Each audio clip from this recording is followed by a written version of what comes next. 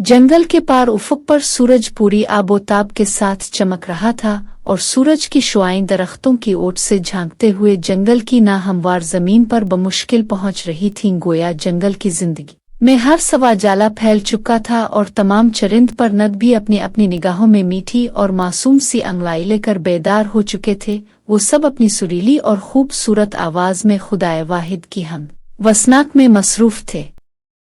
दरख्तों पर बसे राकिए परिंदे भी अपने अपने बच्चों को बेदार करके गुज़िश्ता रात के जमा किए दानों से उनको नाश्ता कर रहे थे। नन्हे नन्हे परिंदों के बाबा जान आज के दिन के लिए राशन तलाश करने निकल पड़े थे, जबकि मामा जान अपने अपने घोंसलों की सफाई सुथराई कर रही थी।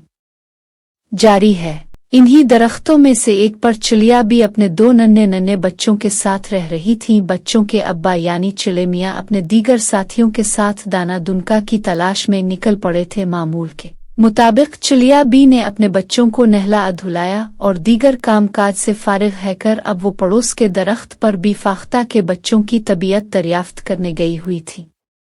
बीफाख्ता के बच्चे कई रोज से सर्द मौसम के बाइस बीमार हो गए थे।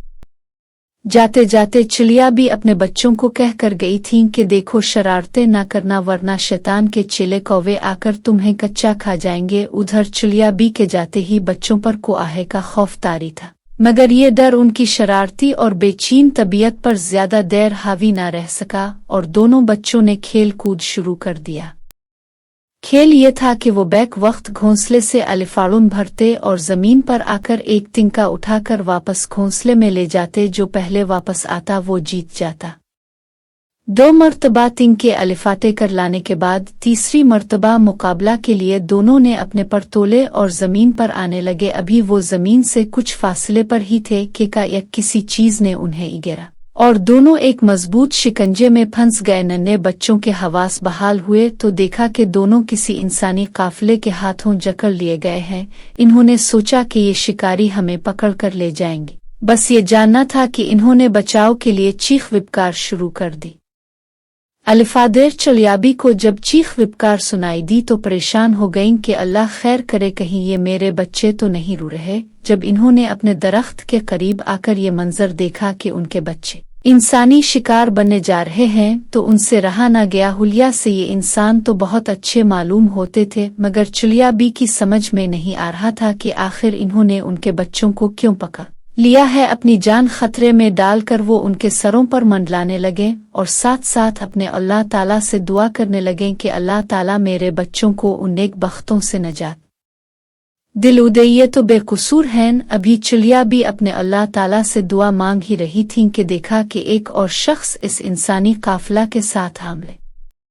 ये शख्स उन सब में बहुत बाअखलाक, शरीफ और भले मालूम होते थे और इस पूरे गिरोह के सरदार भी शायद यही थे। जैसे ही उन्होंने देखा कि चिड़िया बी के 2 नन्हे नन्हे मासूम बच्चे उनके साथियों के कब्जे में हैं और उन बच्चों की मां परेशान उनके गिर्द मंडला रही है तो वो फिक्रमंद हो गए और उन्होंने अपने साथियों से पूछा कि किसने इन मासूम बच्चों को पकड़कर बेजुबान चिड़िया को तकलीफ पहुंचाई है। काफिला के लोगों ने अपने सरदार को सारा माजरा कह सुनाया कि जब आप अपनी जरूरत के लिए गए तो हमने इन बच्चों को पकड़ लिया था। जब से चिड़िया अपने बच्चों के पीछे हमारे सरों पर मंडला रही है।